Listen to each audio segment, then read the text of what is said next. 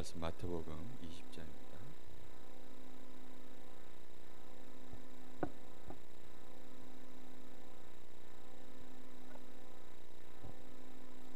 마태복음 20장 29절부터 34절까지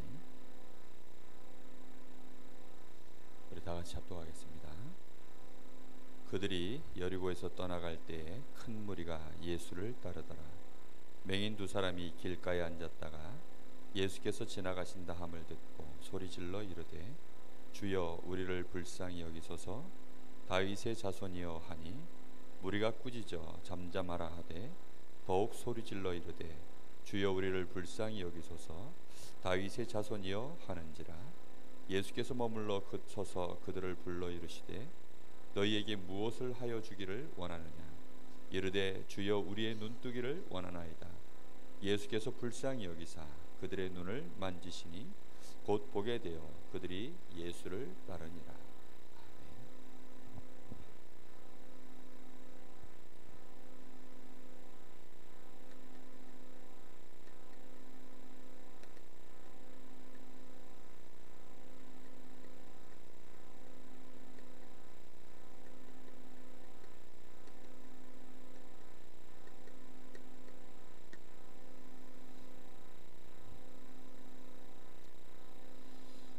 우리가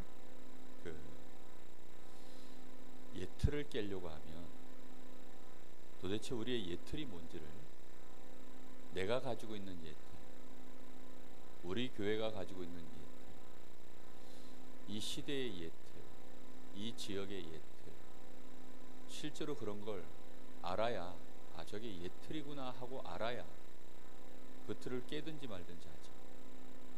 근데 우리에게 예틀이라는 것 자체가 인정이 안 되고 그게 우리 눈에 보이지 않고 저 예틀 때문에 지금 이렇게 응답이 안 되는구나, 이 예틀 때문에 지금 부흥이 안 되는구나, 전도가 안 되고 선교가 안 되는구나, 이제 이렇게 발견되어져야 사실은 그 예틀을 우리가 과감하게 깨버릴 거 아닙니까? 그리고 깨부시는 게 문제가 아니라 그러면 그걸 깨고 어떤 틀을 갖춰야 될 것인가, 여기에 대한 우리가 분명한 답이 있어야 사실은 온전한 갱신이 일어나는 거죠. 이성계가 그런 말을 했습니다. 정도전이한테 한 말이에요. 나는 지금 이 고려, 썩어빠진 이 고려 정권 무너뜨릴 힘은 있다. 이거 이대로 가면 안 된다는 거 다 안다. 그런데 무너뜨릴 힘은 있지만 그럼 어떻게 해야, 어떻게 세우는 것이 올바르게 세우는 것인지를 내가 몰라서 나는 할 수가 없다. 이성계가 정도전이한테 했던 말이에요. 그러니까 정도전이가 뭐라 그러냐, 당신은 일단 깨부십시오. 그러면 새 나라를 어떻게 세워야 되는지 그 그림은 제가 보여드리겠습니다. 그래서 이성계와 정도전이 손을 잡고 그렇게 만들어진 나라가 이게 조선입니다. 깨는 것도 중요하지만 새 틀을 알아야 우리가 정확하게 갱신을 하는 거죠. 많은 사람들이 그저 문제 제기만 해서 깨는 건 잘해요. 그래서 판은 잘 깨버리는데 그럼 결국은 되느냐? 안 되는 거죠. 그나마 있었던 것도 깨버리니까 더 혼란만 오는 거죠. 그래서 하나님은 세상을 그냥 두시는 겁니다. 왜냐하면 어차피 예틀을 깨봐야 또 틀린 틀로 세워지니까 하나님은 그냥 두시는 거예요.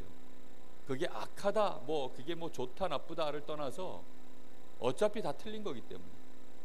그래서 하나님은 그냥 두시는 거죠.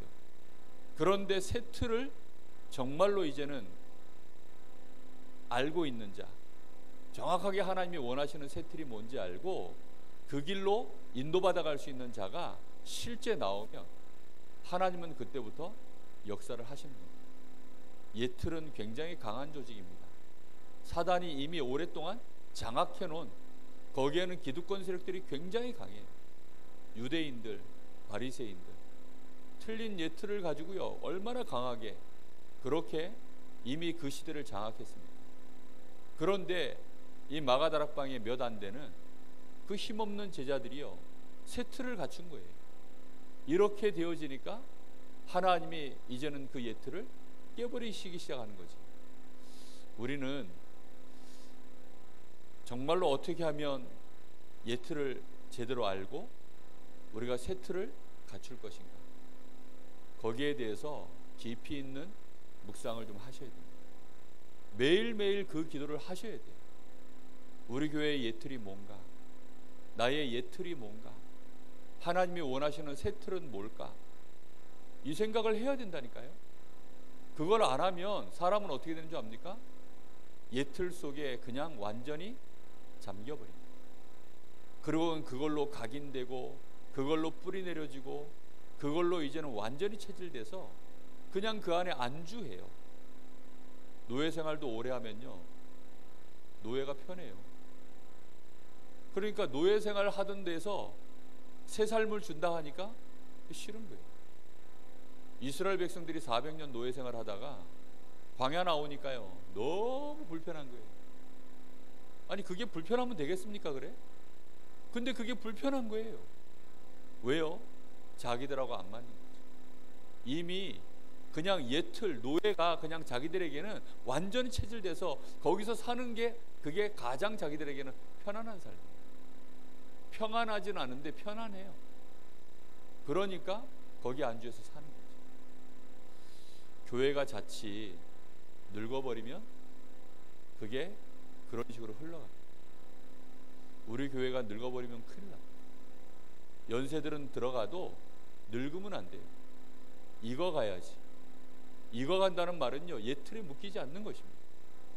지금 앞에는 하나님의 새로운 역사들을 계속 이루어가고 계시는데, 길은 앞에 계속 열려가고 있는데, 우리가 지금 여기에 머물러 가지고 여정을 멈춰버리고 여기에 서서 여기에서 우리가 초막셋을 짓되 예수님을 위하여, 뭐 모세를 위하여, 이런 식으로 지금 여기서 초막 짓겠다고 하고 있으면 큰일 나는 것입니다. 그런데 대부분 사람들은요, 그냥 이대로 가자, 이 정도면 됐지. 그것은 하나님 보시기에 굉장히 악한 것입니다. 마귀가 볼 때는요, 굉장히 성공한 거예요. 왜요? 자기가 원하는 틀 속에서 살겠다는데. 하나님이 보시기에는 이것들이 지금 마귀가 파놓은 그 함정, 그 틀 올무 속에서 살고 있는 겁니다. 하나님의 백성이 그 노예에서, 애굽에서 그냥 있으면 되겠습니까? 정복해야 될 땅이 있고 그리스도를 누려야 될 땅이 있고 전 세계에 전파해야 될 선교와 전도에 이 분명한 하나님의 미션이 있는데, 거기에 안주해가지고 지금 우리는 여기 있겠다 하면 되겠습니까? 조금 어려움 오면 또다시 옛 틀로 돌아가 버리려고. 그걸 깨버려요. 제가요, 잠을 많이 안 자니까 이제 새벽 예배 때 일어날 때 좀 힘들어요. 그럼 그때요, 제가 생각을 탁 바꿨어요. 너무 이제 몸이 무겁게 일어날 때들이 많으니까 그때 이제 제가 생각을 탁 바꿨어요. 어떻게 생각을 바꿨냐? 그래, 몸이 무겁고 내가 조금 피곤해도 지금 이 시간 내가 하나님의 은혜를 누리는 시간이고, 몸이 무거운 것은 당연한 거 아니냐? 당연한 거지만 여기에 내가 하나님이 주시는 은혜를 힘입어야 될 거 아니냐? 보통은요, 몸이 무겁구나, 힘들구나. 그러면 내가 새벽 예배 나가서 그 무겁구나, 힘들구나 생각 속에 사로잡힌 채 새벽 예배를 나오는 경우들이 많습니다. 대부분 다 그래요. 많은 사람들이 문제 만나면 늘 당하는 그 문제 앞에 그냥 자기도 모르게 옛 틀에 슬슬 갇혀버리는 거예요. 이미 사단의 함정 속에 내가 빠진지도 모르고 내가 그 올무 속에 묶여있는지도 모릅니다. 그냥 그대로 묶여있는 거예요. 이게 옛 틀인지 몰라. 그걸 깨버려야 되는 거예요. 지금 유대인들은요, 안식일, 그게 완전 옛 틀이거든요. 안식일의 주인 되신 예수님이 오셔서 그 안식일을 깨버리기 시작하니까 못 견디는 거예요. 저게 어째서 이 안식일을 계속 깨는가? 못 견디는 거죠. 우리는 바른 눈을 떠야 됩니다. 얼마나 많은 사람들이 옛 틀이 뭔지도 모르고, 옛 틀이라는 단어 자체도 일반 사람들은 몰라요. 일반 사람들은 옛 틀이라는 단어도 모른다니까요. 진보를 외치는 사람들이요, 그 구닥다리 예틀 그거 몇 개 찾아내 가지고 그거 좀 깨부시는데 젊은 애들이 열광을 합니다. 서울 쪽은요 전부 그래서 진보 쪽에 넘어가 있어요. 야, 정말 그거 보고 있으면요, 그러면 뭐 보수라고 하는 사람들, 우파라고 하는 사람들 어떤 줄입니까? 그 예틀 붙잡고서요 그거 지키느라고 지금 이거 깨지면 안 된다고. 양쪽이 똑같은 거죠 지금. 올바른 그러면 세트를 만들어내느냐, 그거 해낼 지금 지도자가 없어요. 진보에서는 예틀만 무조건 깨야 되는 거고, 보수에서는 예틀 깨면 안 된다고 지금 그걸 지키려고 몸부림치는 거고, 그러면 세트를 제대로 내놓을 수 있는 답이 있느냐? 없어요. 서로 싸우고 있는 거예요. 그래서 밖으로 뺏길까 봐. 우리가요 교회 안에서 그렇게 되면 큰일 납니다. 정말로 우리가 사역 현장에서 내 삶에서 그런 식으로 묶여 있으면 정말 큰일 나거든요. 오늘 그래서 서론에 이런 얘기를 하셨죠. 하나님이 응답하시는 게 기도 응답 아닙니까? 정확하게 말하면요, 기도했더니 응답됐다? 물론 맞는 말인데 진짜 응답은 기도에서 오는 응답이 아니에요. 기도하지 않는데도 진짜 응답은 하나님이 주시게 되어 있어요. 응답이 없는 사람들은 예틀 속에 그냥 있는 자.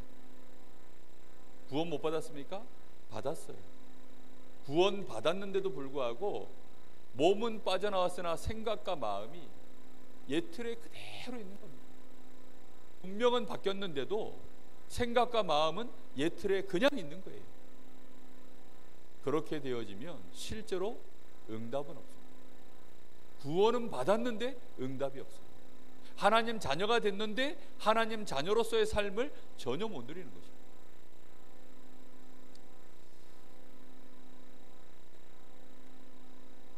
그 탈북자들이 그 현금 인출기 이런 데 앞에 가면 그렇게 은혜를 받는다잖아요. 자기들은 그 현금 같은 거 편안하게 뽑지 못하다가 현금 인출기 가가지고 딱 카드 넣고 누르면 돈이 쫙 나오니까 그 기계 앞에서, 그러니까 그게 너무 신기하고 좋아가지고 막 한 10만 원 뽑으면 만 원씩 뽑는데요. 한 번에 10만 원 안 뽑고 만 원씩 뽑는다는 거예요. 그런 기쁨도 한두 번이지. 맨날 그러고 살면 남한 사회의 그 좋은 것들, 앞으로 누려야 될 것들이 너무 많은데 그거 누릴 수 있겠습니까? 맨날 그러고 있다면 못 누리는 거죠. 우리가요 정말로 이 예틀을 빨리 깨야 됩니다. 우리가 이 틀을 못 깨면 실제 구원은 받습니다. 구원은 우리의 예틀 뭐 이런 거 상관없어요. 그냥 완전 은혜로, 정말로 하나님이 주시는 완전 은혜로, 이거는 우리의 생각과 우리의 의지 상관없이 하나님이 구원 주시로 작정된 자들에게는 베푸시는 은혜입니다. 근데 중요한 것은 뭐냐면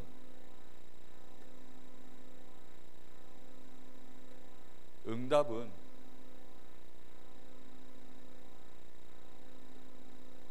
우리의 생각이 너무 중요합니다. 생각이 바뀌어야 돼요. 하나님의 언약 속에서, 복음 안에서 생각이 바뀌어야 됩니다. 생각이 바뀌었다는 말이 여러분 뭔지 아세요? 지식이 들어갔다고 해서 생각이 바뀐 게 아니에요. 메시지를 들어서 깨달았다고 해서 생각이 바뀐 게 아닙니다. 내 마음에서 동의가 있는, 내 마음에서 정말로 그렇구나, 이대로 가면 안 되겠구나, 이거 바꿔야 되겠구나, 이게 하나님 뜻이구나, 이렇게 내 마음에 동의가 일어나서 그 생각을 내가 실제로 실현시켜야 돼요. 그리로 내가 실제로 실천해야 됩니다. 결단하고 그렇게 행해야 돼요. 기도보다 더 중요한 것이 이겁니다. 그래서 기도하는 시간에 저는 우리 성도님들 기도하는 소리로 이렇게 어쩌다 제게 들릴 때가 있어요. 그 우리 뭐 새벽 예배 때나 아니면 철야 예배 때 기도하는 소리가 이렇게 제게 들릴 때가 있거든요. 그럼 제가 이렇게 들어봅니다. 들어보면요, 뭐 많은 기도를 해요. 뭐 잘잘잘잘 뭐 기도하는데 뭐 주보에 나와 있는 것들 기도하고 뭐 여러 가지 이제 뭐 2300 제자 뭐 이런 얘기들 쫙 하면서 기도 많이 합니다. 저는 그 기도를 듣는데 걱정이 돼요. 그 기도가 나쁜 기도가 아닌데 걱정이 딱 돼요. 왜냐하면 그분이 지금 그 기도를 하는 게 중요한 게 아니고 그 기도 속에 자기의 틀이 들어갈 수 있도록 깊이 있는 뭔가가 말씀으로 묵상하는 시간이 되어져야 되는데 과연 그 묵상을 얼마만큼 해낼까? 뭐 남 걱정하고 교회 걱정하고 뭐 여러 가지 걱정하고 그래서 그걸 놓고 기도하고 하지만 정말로 중요한 것은요, 주신 그 말씀 안에서 그래 사단의 12가지 그 문제 내 속에 그게 예틀로 내 속에 얼마만큼 뿌리 내려 있는가, 그것 때문에 늘 고통당하고 그것 때문에 늘 문제 가운데 시달리고 그것 때문에 늘 염려하고 불신하고 있는 나, 그걸 어떻게 하면 그리스도의 언약 붙잡고 깨버릴 것입니다. 이 근본적인 갱신이 내 속에서 시작되어야 되는데 우리는 많은 기도 제목들을 가지고 기도하는 거 중요합니다. 그러나 지금 나오고 있는 이 기도 제목들 있지 않습니까? 단순한 게 아니에요. 우리가 진짜 응답받으려면 깨야 됩니다. 깨야 되는데 뭘 깨야 됩니까? 주신 말씀의 은혜를 붙잡고 그리로 갱신하기 위해서 옛것을 내가 내려놔야 돼요. 그 시간이 없으면 우리는 늘 그냥 그 밥에 그 나물, 나이를 먹으면 나이를 먹고 어느 날 직분을 받으면 직분을 받고 그냥 그렇게 흘러가는 거지. 여정을 걸어가는 것이 아니라 흘러가는 거지. 그냥 하나의 불신자 조직처럼 그냥 그렇게 필요에 의해서 만들어져 갈 뿐, 원래 있었던 것들이니까 유지해 갈 뿐, 그게 옛 틀을 깨는 시간도 아니고 새 틀을 만드는 시간도 아닌 것입니다. 문제는 가을 산행 가는 거 너무 좋은 시간이죠, 그렇죠? 가을이니까 가는 거예요. 그게 나쁘다 좋다 말을 하는 게 아니에요. 그냥 있었던 시간이니까 가는 거죠. 가을이면 가을 산행 가고, 여름이면 여름 성경학 가고, 뭐 WRC 하고, 뭐 수련회 시즌 왔으니까 수련회 가고, 뭐 교회에서 뭐 훈련 또 뭐 한다 그러면 또 훈련 들어가고, 주일날 예배 드린다고 하면 예배 드리고. 근데 문제는요, 그 어마어마한 축복 속에 내가 들어가는데 내 생각은 어디 속에 묶여서 들어가는 거예요? 예틀 속. 뭐 가야 되나? 가야겠지. 그래서 가요. 와야 되나? 와야겠지. 그래서 와요. 인간관계도 그렇게 하다가 다 헤어집니다. 그나마 헤어질 수 없는 관계로 묶여버리면 이제는 애증관계가 돼버리는 거죠. 애정과 증오가 교차하는 관계. 네. 저는 저희 집 사람하고 저하고 애증관계거든요. 그래서 제가 늘 얘기합니다. 애정이 증가하는 관계. 근데 대부분 사람들이요, 인생이 그렇게 걸려있는 것들은 전부 애증관계예요. 이거 버리지도 못하고 같이 갈 수도 없고. 미치겠는 거죠. 여러분, 교회가 그렇게 돼버리면 어떻게 되지? 여러분, 우리 집에서 내 삶이 그렇게 돼버리면 어떻게 됩니까? 그런데 그렇게 돼버리면 어떻게 됩니까? 어느 날 내 삶이요 전부 그런 것밖에 없는 거예요. 그러면 사는 게 너무 힘듭니다. 그러니 이제 그 예틀에서 살아남는 방법을 찾아야죠. 이제 그래서 이제 술 문화, 이제 흑암 문화, 이런 것 속으로 자꾸 들어가야 됩니다. 사람들이 스포츠에 열광을 합니다. 거의 종교예요. 유럽에서는 축구는 거의 뭐 종교 수준입니다. 메시 같은 애들이 골 넣잖아요. 그럼 걔네들이 막 박수치고 환호하는 게 아니에요. 어떻게 한 줄 아세요? 이래요. 이게 뭔지 압니까? 지금 우상 앞에 절을 하는 그 폼을 잡는 거예요. 막 메시가 골 넣으면 이래요. 자기들 신이거든. 인간계가 아니에요. 걔네들은 신계야, 신계. 메시가 골 넣으면요 막 이럽니다. 자기 팀이 지면 어떻게 되느냐? 막 서로 싸우고, 심지어 자기 팀 중에 수비수가 누가 뭐 자살과 같은 거 실수해서 먹으면요, 가서 막 총으로 테러합니다. 와, 무섭습니다 진짜. 우리가요, 우리의 옛틀 이거 정말 깨셔야 돼요. 우리도 모르는 사이에 우리는 옛틀 속에 그냥 묶여서 가는 거죠. 오늘 소경을 보세요.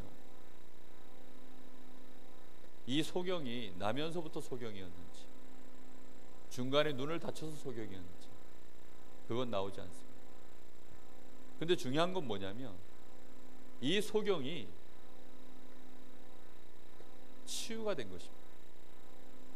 여러분, 치유가 됐다는 말은 주께서 응답하셨다는 거잖아요. 분명히 이 소경은요, 자기의 운명, 옛틀 속에서 그냥 살지 않기로 분명히 그 마음속에 기회를 보고 있었어요. 어느 날 그 소식이 들려온 것입니다. 주님이 지나가신다. 다윗의 자손이신 예수가 지나가신다. 이 사람은요, 그 시간표를 기다린 거예요. 예수님을 쫓아갈 수는 없지만, 왜? 소경이니까. 이미 자신의 운명 자체가요, 너무 지금 처참해서 그 흔한 은혜조차도 못 받는 거예요. 남들은 막 쫓아다닐 수 있는데 자기들은 그나마도 할 수 없는, 이 완전히 지금 운명 속에 붙잡혀 있는 거죠. 근데 이 사람들이요, 많은 무리들이 예수님을 따르는 것과 다르는 거예요. 이 사람들은 눈 뜨면 예수님 쫓아다니고, 눈 뜨면 예수님 쫓아다니고, 그렇게 하는데 운명을 못 바꿨어요. 근데 요 사람들은 마인드가 뭐였습니까? 요게 제자 마인드예요. 단 한 번의 기회를 놓치지 않아요. 정말로 그리스도를 내가 붙잡아야 되겠다. 나는 소경이지만 그리스도를 붙잡아야 되겠다. 그리스도께서 나와 함께 하신다. 내 운명 바뀌는 거 아니냐. 이걸요, 정말로 이 소경이요, 옛틀을 깨버린 겁니다. 아유, 나 같은 소경, 그냥 뭐 이때까지도 살았는데 뭐 되겠나. 얼마나 큰 깊은 절망 속에서 인생을 살아왔겠습니까? 그런데요, 거기에 묶이지 않았어요. 정말로 그리스도를 알고 그리스도께 자신의 소망을 발견한 거죠. 그리스도이신 예수님을 통하여서 자신의 인생의 옛틀을 벗어버릴 수 있는, 이 운명을 바꿔버릴 수 있는 답을 이 소경이요, 발견한 거예요. 여러분, 문제를 해결하는 것보다 더 중요한 것은요, 어디에서 내가 해답을 찾고 그걸 내가 해결할 확신을 가졌느냐가 더 중요한 거죠. 사람들은 자칫요, 에이, 이대로 더 살면 뭐하나, 끝내자, 이래서 자살해버린다니까요. 자기들이 찾은 답이에요, 그게. 에휴, 안되겠다, 잊자, 잊을 때까지 술 먹자, 그런다니까요. 아유, 안되겠다, 스트레스 받는데 잊자. 잊기 위해서 뭐예요? 게임이나 하자. 게임하러 가. 나름대로들 다 답들을 찾아요. 근데 그게 전부 뭐냐? 옛틀 안에서, 마귀가 파놓은 함정 안에서 전부 그렇게 가고 있는 거죠. 요 사람들은요, 지금 많은 방법 중에 예수님이 또 하나의 방법입니다. 엘리야 같다, 예레미야 같다, 세례 요한 같다 합니다. 많은 선지자 중에 한 명 같다고 합니다. 예수님을 그렇게 알고 쫓아다니는 사람들이에요. 그런데 요 소경은 지금 예수님을 뭘로 알지요? 주는 그리스도시요 살아계신 하나님의 아들이십니다. 다윗의 자손 예수요, 정확하게 알고.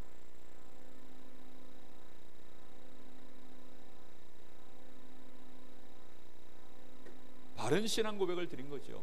마태복음 1장 1절에 나오는 아브라함과 다윗의 자손 예수 그리스도의 세계라. 마태가 이 말을 기록할 때에는요, 분명히 이 말을 가슴에 담고 그 고백을 실었을 겁니다. 아브라함과 다윗의 자손 예수 그리스도의 세계라. 주여, 다윗의 자손 예수여. 이렇게 고백을 했습니다. 이 사람들이요, 예수님 지나가는 소리를 드디어 듣고 소리를 질렀습니다. 그 가수들 무대하다가 뭔가 이제 에너지가 필요하면요, 소리 질러 이럽니다. 그러면 뭐 관중들이 갑자기 와 하죠. 아무도 소리 안 지르는데 요 사람들이 예수님 지나갈 때 소리를 질러요. 그 분위기가 소리 지를 분위기가 지금 아니에요. 그래서 무리들이요, 예수님, 이 사람들이 소리 지르니까 소리 지르지 말라고 막 잠잠하라고 막 위협을 가합니다. 그랬더니 어떻게 합니까? 더욱 소리 질러 이르되 다윗의 자손 예수여 주여 라고 하면서요, 뭐라고 얘기합니까? 우리를 불쌍히 여기소서. 이 사람들이 기회를 놓치지 않고 자신들이 갱신할 수 있는 정확한 시간표를요 붙잡은 것입니다. 이 시간표를 놓치지 않은 거예요. 여러분, 우리가 말씀 듣고요, 하나님 주신 은혜가 오잖아요. 그죠? 우리가 말씀 듣고 뭔가 마음에 깨달음이 오지 않습니까? 우리의 예체질이요, 더욱 우리의 예체질이 뭐라는 줄 압니까? 잠잠하라고. 마귀가 뭐라는 줄 아세요? 되겠냐? 라고 말합니다. 니까지 깨? 라고 말합니다. 그때 요 소경들처럼 그리스도를 딱 붙잡고요, 더욱 소리질러 갑니다. 그것과 싸워야 됩니다. 하나님의 시간표가 왔을 때 놓치지 말아야 돼요. 주께서 내 마음에 은혜를 주셨을 때 그 은혜의 말씀을 붙잡고 약속을 붙잡고 주눅들지 말아야 됩니다. 나의 예체질에게 눌리지 말아야 돼요. 이 무리들이요, 어떻게 하든지 막 집어누르는 거죠. 이거는 굉장한 영적으로, 육신적으로, 내적으로, 외적으로 많은 사단의 조직과 내 속에 사단이 심어놓은 각인뿌리 체질과 싸워야 되는 결정적인 순간들이라니까요. 근데 대부분 신자들이요, 곧 잠잠해집니다. 뭐 세게 말하지도 않는데 알아서 눈치 보고 잠잠해져요. 소리 지르시기를 주님의 이름으로 축복합니다. 소리 지르셔야 돼요. 우리 주님이 우리에게 주신 시간표 때 소리를 못 지르면 언제 지를 겁니까? 아니, 버스가 지금 저기서 왔는데 저 버스 놓치면 이제 집에 걸어가야 돼. 그거 어떻게 하죠? 죽으라고 뛰는 거죠. 그리고 버스가 출발하려고 그러면 막 옆구리를 막 치면서 스탑 막 난리가 나는 거죠. 왜요? 놓치면 이제 버스 지나갔는데, 그럼 그 뒤로는 어떻게 돼요? 그 앞에 있는 그 고생, 그 버스 놓쳐서 오는 고생, 얼마나 많은 후회와 얼마나 많은 그 원한과 이런 걸 남긴 인생을, 남은 생을 또 걸어가야 되는데요, 어떻게 그렇게 할 것입니까? 전 그렇게 못하겠습니다.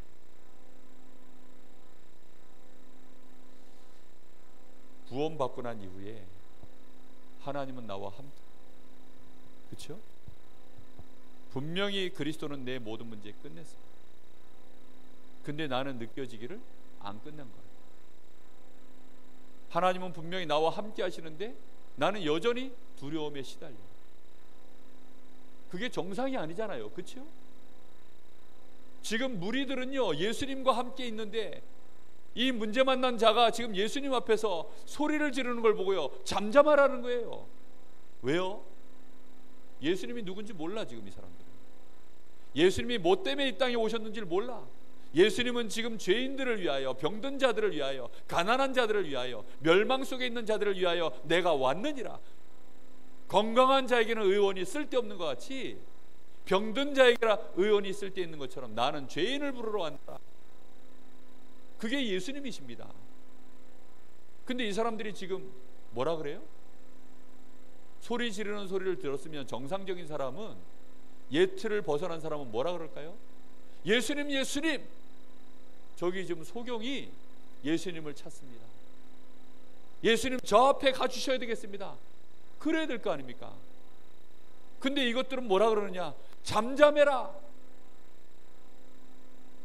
그게요 지금 교권이요, 그게요 예틀이요, 우리가 가지고 있는 두려움입니다.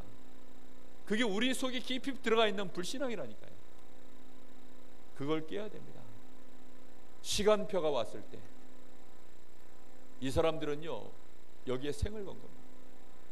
그래서 더욱 소리 질러, 그리고 주님 앞에 겨우 한마디 하는 거지. 다윗의 자손 예수여, 우리를 불쌍히 여기소서. 나를 불쌍히 여겨달라, 이 말은 나의 모든 죄악을 용서하시고 나의 모든 죄악을 주님이 용서하여 주옵소서. 지난날에 나의 모든 실수를 주님 용서하여 주옵소서. 우리 가문에 흘러내려오는 모든 저주 재앙들을 주님께서 이 시간 용서하여 주옵소서. 지금 나의 이 운명 속에 묶여있는 이 연약한 나를 주님 불쌍히 여겨 주시옵소서. 주님이 그를 불쌍히 여기셨다라고 합니다. 이 사람들이 올바른 고백을 한 거지. 여러분, 나를 좀 불쌍히 여겨달라. 여러분, 그런 말을 만약에 굉장히 성공한 인물이 하나님 앞에 할 수 있다면 그 사람은요 크게 쓰임받을 사람. 그렇죠? 그래서 심령이 가난한 자가 복이 있다 그랬어요. 예수님이 첫 마디가 그겁니다. 심령이 가난한 자가 복이. 바리새인들은 심령이 가난하지 않아요. 저 왕궁에 있는 자들은 심령이 가난하지 않아요. 나를 예수님께 불쌍히 여겨달라, 그렇게 고백할 수 있다는 것은요 굉장한 축복인데, 그 말 한마디를 할 수 없는 육신의 조건 때문에, 그 육신적인 성공 때문에 그 한마디를 못하는 거죠. 만약에 엘리트들이 그리스도 앞에 나를 불쌍히 여겨주옵소서 말할 수 있다면 그 사람은 굉장한 사실은 예틀을 깬 것입니다. 나아만 장군이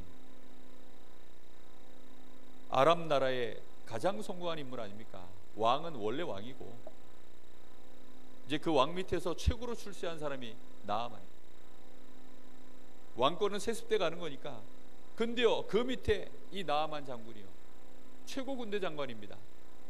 근데 이 사람이 문둥병에 걸렸어요. 불치병이에요. 해결이 안 돼요. 자기가 가진 모든 권세 완전히 뭐 아무것도 아닌 거 듯버렸어요. 그때 계집종이 하는 말을 들은 거지. 이 사람이 얼마나 지금 심령이 가난해졌는지. 계집종이 하는 말을 듣게 된 겁니다. 그리고 그 말 한마디를 듣고 이스라엘 나라까지 간 거예요. 가서는 엘리사를 만나려고 간 거죠. 근데 엘리사의 종이 나와서, 엘리사가 직접 나와가지고 마음의 위로도 좀 해주고 걱정하지 마라, 그리스도 모든 문제 해결자 이래주면 좋겠는데 그렇게 안 하고요 종이 나와가지고 저 요단강 가서 7번 씻고 가십시오. 그 말을 듣는데 그 중심 속에 지금 엘리사가 아는 거죠. 주님 앞에 완전히 무릎 꿇도록 만들어야 되겠다. 지금 이 장군복을 완전히 벗겨버려야 되겠다. 하필이면 왜 옷을 벗도록 합니까? 목욕을 시켜가지고. 다 벗으라는 거죠. 그 문둥병 드러내라는 것입니다. 요단강에 사람들이 없겠습니까? 거기 가서 이 나아만 장군이요 그들 앞에 다 자기를 벗고 목욕하라는 거죠. 나아만이요 그 말을 들은 거예요. 근데 심령이 가난한 그 옆에 지혜로운 부관이 하나 있었어요. 열받아서 돌아가려고 그러니까 요 부관이 살살살살 나아만의 지금 시간표를 얘기해 준 거죠. 이대로 돌아가시면 안 됩니다. 지금 여기까지 요약했습니다. 그리고 뭐 별로 나쁜 말 한 것도 아니고 목욕하고 하라는 거예요. 야, 우리나라에도 가면 더 좋은 강들이 많은데 여기서 해야 되겠... 여기서 한번 해보시죠. 그래서는 옷을 벗고 목욕을 했는데 문제가 깨끗이 끝났어요. 나를 불쌍히 여기소서. 그거 하나 내려놓는 게 그렇게 어려워요. 오래된 그 나이 좀 많으신 목사님들, 나이 많은 장로님들 예배 때 보면요 벌써 폼들이 이 폼이 없어요. 그런 분들 중에 이 폼이 없는 분들이 있다니까요. 또 세상적으로 성공해서 교회 오신 분들이 있어요. 그런 분들에게 요 폼이 없어요. 우리 렘넌트들 한참 싱싱할 나이니까 요게 없어. 그래서 기도를 해야 되나 말아야 되나 고민이 됩니다. 저것들을 하나님 작사를 내주시고 정말 그게요 고민됩니다. 너무 고개를 뻣뻣이 들고 있습니다. 군복 휘황찬란하게 입고 폼들을 잡고 있으니까요. 절대 그러면요 응답이 안 옵니다. 이거는 하나님의 은혜로 정말로 주님의 긍휼하심을 받아야 되어지는 거죠.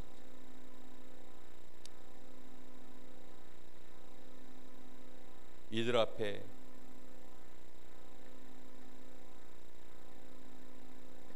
주님의 발걸음이 멈춰선 겁니다.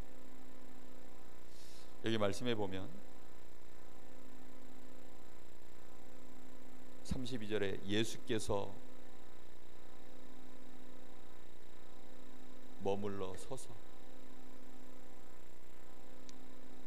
그리고는 그들을 불러서 이르시되, 이게 중요합니다. 주님이 의지를 가지고 이 사람들 앞에 선 겁니다. 그리고 그들을 부르셨어요. 그리고 물어보신 겁니다. 무엇을 하여 주기를 원하느냐? 너희들의 원함이 무엇이냐라고 물어보셨어요. 그때 이 사람들이 뭐라고 얘기합니까? 우리의 눈을 뜨기를 원합니다. 그때 예수님의 마음이 거기 기록되어 있었어요. 그들을 불쌍히 여기사, 주께서 불쌍히 여기셔서 창조주이신 주님이 우리를 불쌍히 여기십니다. 소경이기 때문에 불쌍히 여기는 거 아닙니다. 예수님 눈에는 부자나 왕이나 장군이나 다 그냥 다 똑같은 연약한 존재들이에요. 그런데 누구를 불쌍히 여겼습니까? 오늘 이 소경들이 주님 앞에 중요한 시간표를 놓치지 않고 주님 앞에 나온 그들을 불쌍히 여기셨어요. 그리고 그들의 문제를 해결해 주셨어요. 그래서 요 네 가지 요 갱신이 다 들어가 있는, 합쳐져 있는 것이 뭐라 그랬습니까? 그게 예배입니다. 왜 예배가 그렇게 되는지 오늘 여러분 한번 잘 생각해 보세요. 우리는 안식일 날 주일 예배를 드리지 않고 일요일 안식 후 첫날, 다시 말하면 토요일 그 다음 날, 이 날을 우리는 대예배로 보통 드립니다. 왜 그렇게 하지요? 십자가에 죽으셨다가 드디어 3일 만에 부활하셔서 우리의 모든 문제, 사망 권세, 죄 권세, 저 지옥의 배경을 싹 다 무너뜨리고 부활하신 주님이 우리와 함께 하시는 그 역사적인 날, 주님이 모든 문제를 해결하시고 부활하신 그 날을 우리가 그날을 기념하여서 주일로 정하고 예배를 드립니다. 부활하신 그날, 다시 말하면 모든 문제가 해결된 그날, 그게 일요일 주일입니다. 그래서 우리는 그날에 모이는 거예요. 이해되셨죠? 무슨 말인지. 물론 365일 부활절입니다.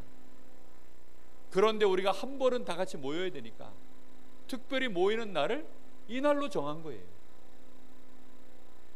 그래서 모든 문제를 해결하신 부활하신 주님을 우리가 기억하고 그 부활의 주님이 우리와 함께 하시는 그 축복의 날을 기념해서 모든 문제 끝난 이 날에 우리가 하나님 앞에 모여 예배하는 것이다. 그래서 이날 모여서 예배할 때에는 이 중요한 시간표를 우리가 안 놓치는 거죠. 이날에는 우리가 뭐가 선포됩니까? 말씀이 선포됩니다. 여러분, 말씀이 선포되어지는데 말씀 받을 준비를 해야 돼요. 왜 말씀 받을 준비해야 됩니까? 이 말씀을 우리의 생각 속에 담는 것이 아니라 마음에 담아야 하기 때문에, 마음에 담지 않으면 우리의 뇌에 각인되지 않아요. 그게 우리의 영혼 가운데 담기지 않습니다.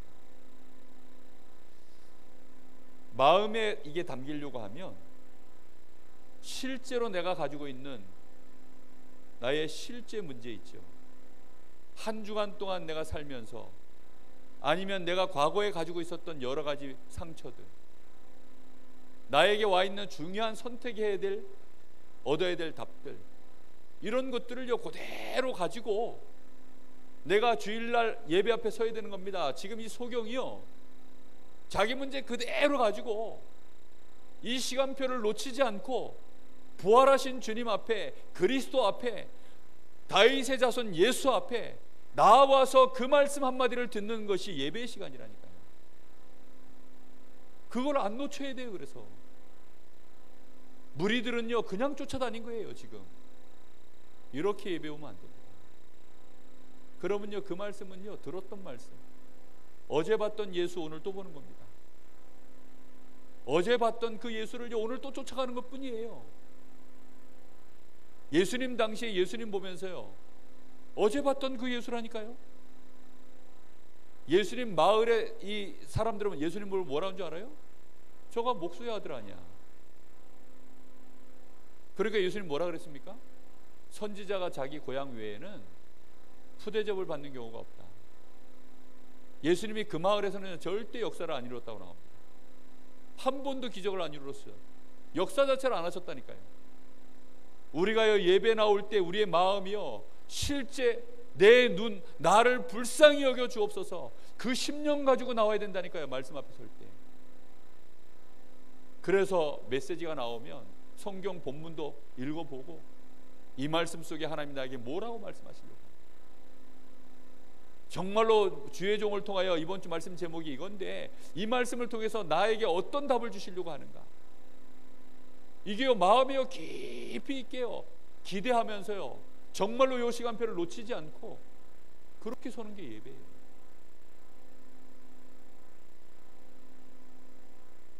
여러분 그렇게 서 보십니까?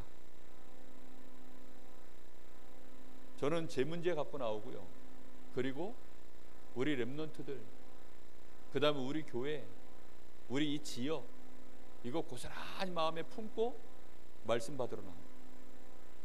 얼마나 중요한 부분인지 모릅니다. 이렇게 하면 당연히 그러면 뭐가 나오겠죠? 말씀을 전해야 될 주의 종을 위하여 당연히 기도가 되죠. 기도 준비해야 돼요. 하나님 오늘 세우신 주의 종을 통하여서 나에게 말씀을 주시고, 나에게 해답을 주시고, 응답을 주시고, 말씀 선포하는 이 시간에, 예배하는 이 시간에 성령의 역사가 일어나기를 원합니다.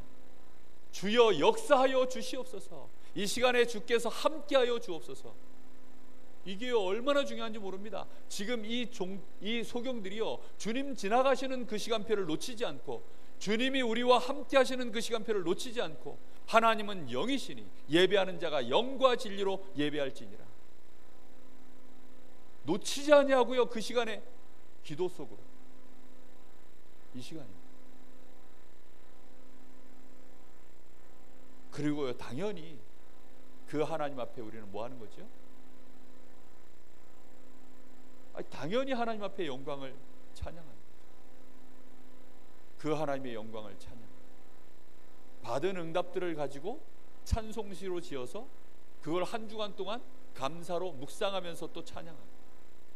그래서 예배 전 찬양과 예배 이후 찬양이 굉장히 중요한데, 특히 예배 이후 찬양은요 굉장히 중요합니다. 왜냐하면 그 말씀의 내용이 신앙 고백으로 담기는 걸 가능하면 찾아내서 그걸로 찬양을 부르니까 아주 중요한 겁니다. 그리고 하나님 앞에 예배에 나올 때는 우리가 처음 나오는 사람 같으면 헌금을 못 준비할 수 있습니다. 우리가 처음 나오는 사람 같으면 헌신을 못 할 수 있습니다. 그런데 정말로 예배에 나와서 하나님의 은혜를 받고 그 속에서 주시는 하나님의 응답 속에서 우리가 찬양을 하고 하나님 앞에 당연한 우리의 중심을 담은 헌신을 드리는 거죠. 그것이 이제 물질이요, 우리의 봉사요, 그런 것. 예배 속에 이게 다 포함되어 있어요. 예배 나올 때마다 하나님 오늘 나를 긍휼히 여겨 주옵소서. 하나님 내 자녀들을 불쌍히 여겨 주옵소서. 하나님 정말로 이 지역을 긍휼히 여겨 주십시오. 이게 우리의 예배 속에서 진행되어야 될 부분입니다. 자, 결론입니다.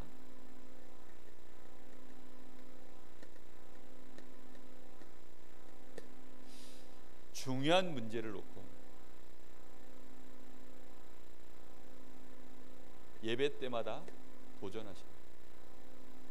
예배 드리는 시간마다 우리가 하나님 앞에 홀로 예배하든 내가 대예배에 나와서 같이 공예배 속에서 내가 예배를 하든 예배 때마다 뭐 하는 시간이 된다고요?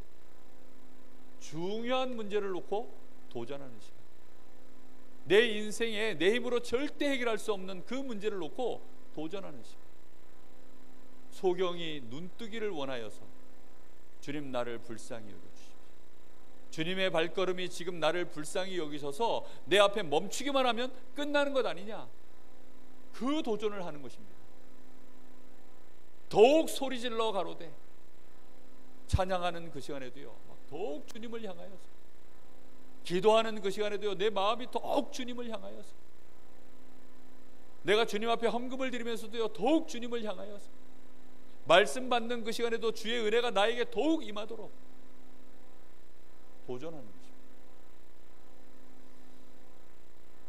많은 사람들은 잠잠히 있는데 더욱 주님을 만날 만한 때에 그를 만나라, 찾을 만한 때에 그를 찾으라. 보라 지금은 은혜의 땅, 보라 지금은 구원의 날이로다.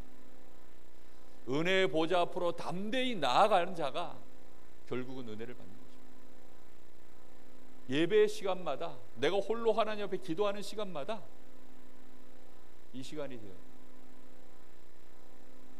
지금 제가 하는 이 얘기들은 제가 만든 게 아무것도 없어요. 다 강단 메시지 그대로 정리하는 것밖에 없어요. 다만 제가요, 하루 동안에 하나님 앞에 계속 기도하면서 묵상하고 제 중심 속에, 제 삶 속에 하나님 주신 은혜들을 같이 포럼하는 것입니다. 한번 여러분 생각 많이 해보시기 바랍니다. 그래서 뭐부터 받아야 됩니까? 은혜부터 받아야 돼요. 예배 속에서 주시는 이 하나님의 은혜부터 받아야 돼요. 이 은혜를 제대로 받아야 내가 이 중대한 문제를 놓고 내가 도전하면서 예배 속에서, 기도 속에서 하나님의 내가 은혜를 제대로 받아야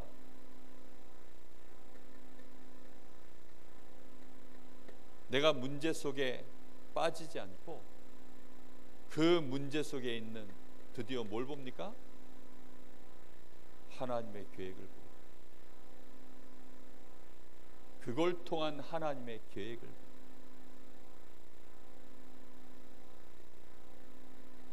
하나님이 왜 나에게 이 문제를 주셨는가, 하나님의 의도, 그 경륜을 내가 알게 되는 것입니다. 은혜 받지 못하면 문제 속에 빠져버립니다. 예틀 속에 그냥 빠져버려요. 못 빠져나옵니다. 내가 빠진 줄도 몰라. 근데 제대로 내가 이 중대한 문제를 놓고 하나님 앞에 내가 예배 속에서 정말로 하나님의 은혜 받기를 원하면 하나님의 은혜가 임하지 않습니까? 그러면요, 그 문제를 내가 빠져 있지 않고 그 속에 있는 하나님의 계획 보는 눈이 열려요. 그러면요, 이 계획 따라 내가 계속 인도받아 가면 틀은 저절로 깨지고요, 새 틀의 응답들이 옵니다. 새 틀의 응답이 오면 그 새 틀의 응답이 만들어지기 전까지는 사실은 응답이 안 와요. 그런데 그 새 틀이 만들어지는 날, 이제 그날부터 폭포수같이 응답이 쏟아지는 거예요. 무슨 말인지 이해되셨습니까? 수술한다고 해서 막바로 수술 끝났다고 운동하러 나갈 수 있는 거 아니에요. 그 수술이 끝나서 옛 상처가 다 치유되어져서 드디어 그게 건강이 회복되어지면 그제서야 나가서 공을 차든지 말든지 뛸 수 있는 거죠. 문제 속에 하나님의 계획 발견했다고 해서 바로 응답되는 건 아닙니다. 그런데 하나님의 은혜를 지속하고 인도를 계속 받으면 하나님의 계획이 이루어지는 그 시간표까지, 하나님의 작정하시는 그 시간표까지 드디어 내가 갈 수 있게 되죠. 그게 예배죠. 갈 수 있는 힘을 하나님이 그때 계속 주는 것입니다. 여러분 예배 때 그래서 여러분이 가장 은혜 받는 자가 되세요. 무리처럼 잠잠히 있지 마시고 더욱 소리 지르시기 바랍니다. 내가 가장 은혜 받아야 되겠다. 록펠러가 딱 그렇게 한 거예요. 부모가 이 록펠러에게 가르친 교훈이 그겁니다. 40분 전에 나가라. 40분 전에 나와서 예배 준비하는 사람이 있을까요? 잘 없습니다. 특히 록펠러는 그렇게 바쁜데요, 그 사람에게 그 시간은요, 40분은 그렇게 바쁜 사람이기 때문에 단 5분도요 쉽게 내기가 쉽지 않습니다. 근데 40분을 내서 예배 일찍 나가서 준비한다? 그에게는 그 예배가 그 이상의 어마어마한 가치가 있습니다. 우리가 하나님 전에 나올 때 그렇게 하셔야 돼요. 벌써 예배에 나올 때 우리가 그 준비가 안 돼 있으면 예배 끝날 때쯤 잠 깨는데요. 예배 끝날 때쯤 약간 힘이 올라 그러는데, 예배 끝날 때쯤 돼가지고요 이제 조금 정신이 차리려 그러는데, 그러면요 저 문 밖으로 나가면 그냥 끝이에요. 밥 먹다가 다 날아갑니다. 뭐 얘기하다 다 날아가요. 반가운 사람 보고 반갑다고 날아가고, 밥 준비한다고 날아가고, 뭐 한다고 날아가고, 이게 감사하고 찬양하고 이게요 이거 한다고 다 날아가요. 뭐 기도 준비한다고 다 날아가고, 말씀 듣다가요 졸리다고 또 다 날아가고, 뭐 말씀이 은혜된다 안 된다 그 생각하다 다 날아가고, 실제 중대한 문제를 놓고요 도전하는 시간. 왜요? 예배가 바로 그 시간이라니까요. 요게 없으면 말씀 받을 이유가 없습니다. 배 안 고픈데 뭐 한데 식당 갑니까? 안 그렇습니까? 안 졸린데 뭐 한데 자요? 아니 그렇지 않습니까? 우리 사람은요 필연적으로 다 돌아가요. 쓸데없는 짓을 하면 지속이 안 돼. 절대로. 예배 자리에 왔는데, 여러분 예배에 와가지고 아쉬운 게 아무것도 없으면 뭐 한데 예배 드립니까? 그게 있어야 됩니다. 저는 없는데요. 그래서 바리새인이 망했어요. 바리새인은요 아쉬울 거 아무것도 없이 예배 드린 사람들이에요. 어떻게 하면 안식일을 잘 지키냐, 이게 지켰냐 못 지켰냐, 맨날 그런 거 까시고. 이제 그런 식의 예배면 하나님 앞에 나와서 예배할 게 없어요. 하나님이 이 땅에 교회를 세우신 이유, 그리스도로 말미암아 교회를 세우신 이유, 우리의 문제 해결하신 것, 그리고 세상의 문제, 그 문제 가진 자의 네가 나가서 증인되라고 우리를 은혜 주시는 거예요. 아닙니까? 우리는 각자 다 은혜 받아야 돼요. 그래서 치유받고 은혜 받고 힘 얻고 내 문제 해결돼서 실제 나가서 증인되어야 되는 것입니다. 예배, 정말로 하나님 앞에 우리의 어두운 눈이 오늘 하나님의 은혜로 정말로 닫혀있는 우리의 영적으로 소경되어 있는 우리를 우리 주님이 고치시는 날이 되시기를 예수 그리스도 이름으로 축복합니다. 우리 잠시 마음 모아서 같이 기도하겠습니다. 우리의 정말로 주여 나를 불쌍히 여겨소서. 내가 그 고백을 해야 될 이유가 무엇입니까? 우리의 옛틀이 무엇입니까? 도저히 내 힘으로 깰 수 없는 사단의 함정과 틀과 속에 내가 들어가 있는데 주여 나를 불쌍히 여겨 주옵소서. 나에게 은혜를 주시옵소서. 나에게 하나님이 이걸 통하여서 증인되게 하옵소서. 이제부터 소경들이 눈을 뜨고 주님을 따라간 것처럼 나도 주를 따라가는 그리스도의 제자로 증인으로 내 인생 여정을 걸어갈 수 있도록 축복하여 주옵소서. 우리 간절한 마음으로 전치기 바랍니다. 하나님 은혜를 감사합니다. 오늘도 우리에게 너무나 중요한 말씀, 분명한 메시지를 주신 하나님께 감사를 드립니다. 우리의 옛틀을